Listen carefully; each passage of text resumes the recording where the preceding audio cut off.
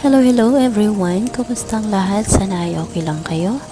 At sa video ito ay papakita ko po sa inyo yung aming small island called Pasig. Mula sa bahay namin po ay mga 10 minutes lang po yung aming paglalakad bago makarating sa docking area. At ngayon naman ay papakita ko sa inyo yung mga sasakyan papunta dyan sa sa Pasig na yan. Isa sa aking mga tiyuhin or mga tatlong tiyuhin ko po ang mga nagmamaneho ng mga sasakyan na yan papunta dyan sa Pasig Island. So let's go guys, ipapakita namin sa inyo kung ano ang mayroon sa loob.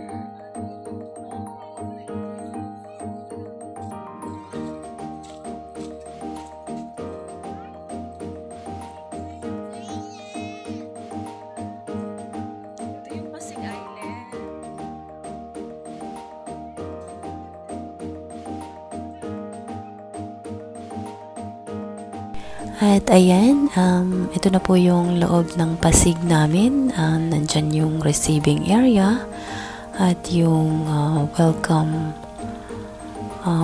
signage dyan. At doon sa may bandang kaliwa, nandyan nakalagay yung Welcome to Pasig Island, Davao del Sur.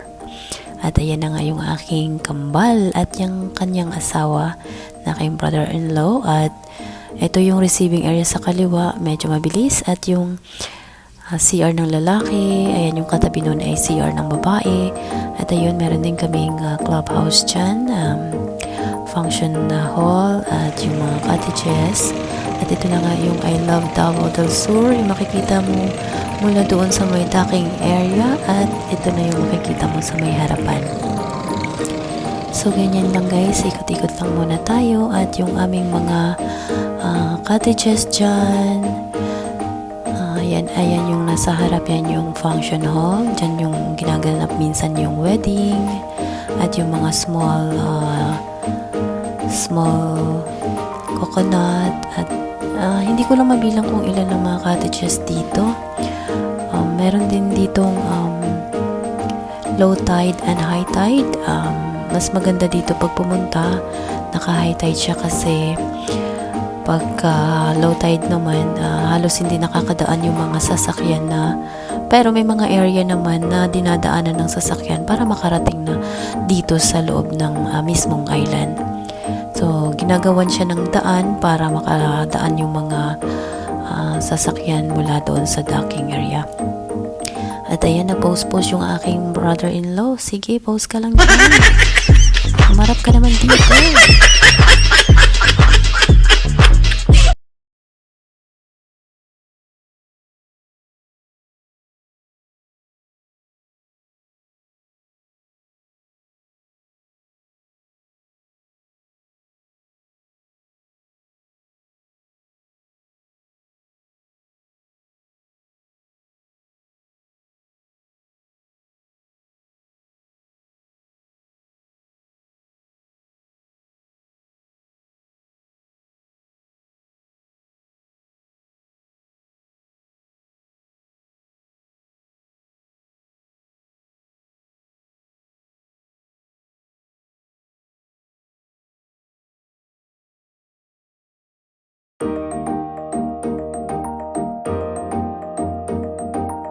At dito sa may gitna, malaki yung space niya guys. Pwede rin kayong mag-volleyball dyan.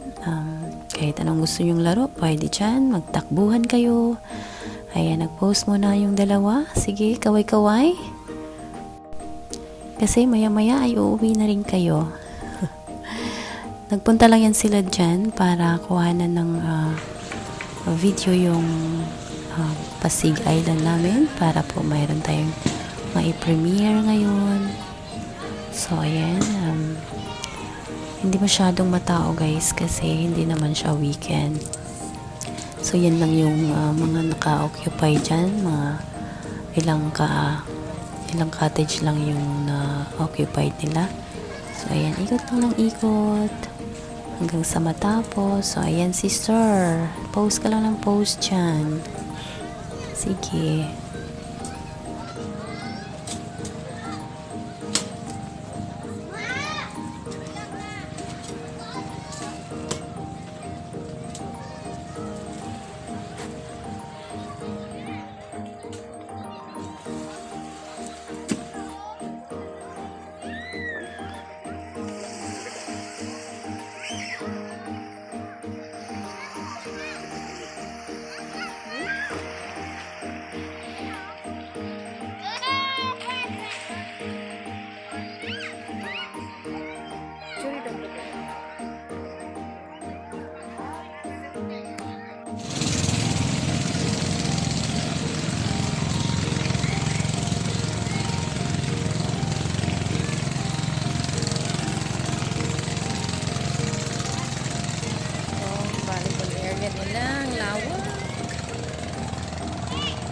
Lagi rin guys, taga-kuha ng buwan. Bataan, lagi sa bataan guys.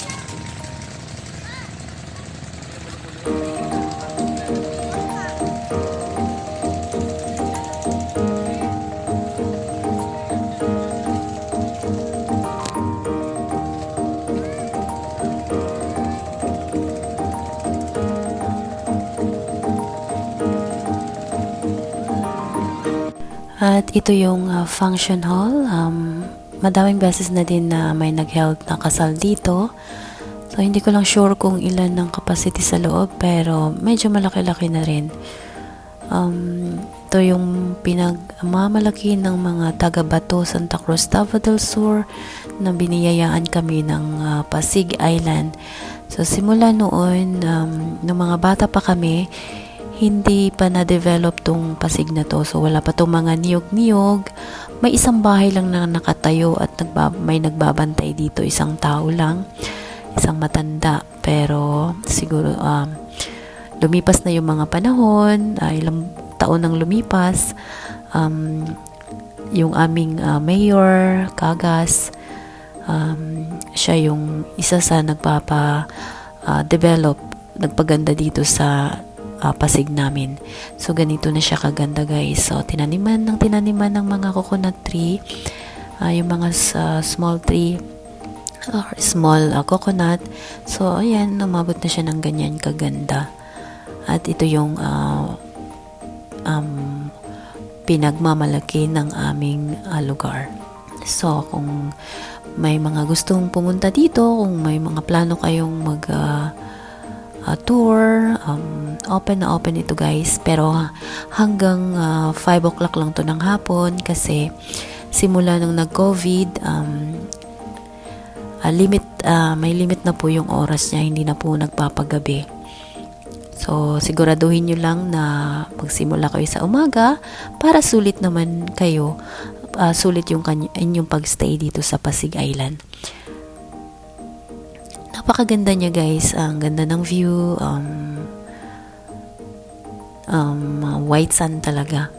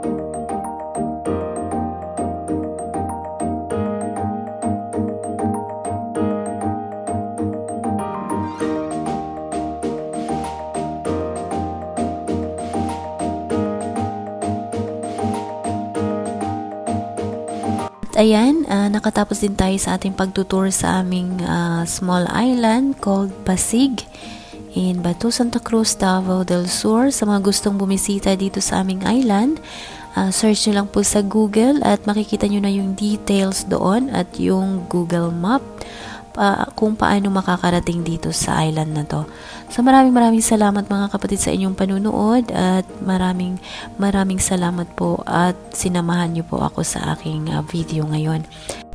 At nagpapasalamat din po ako sa aking kambal na si Sandra at sa kanyang asawa na si Robinson Carmelotes dahil sa pagkuha ng mga video na to. Hindi po ako makagawa ng content kung hindi po dahil sa kanila. At see you next time po. God bless us all.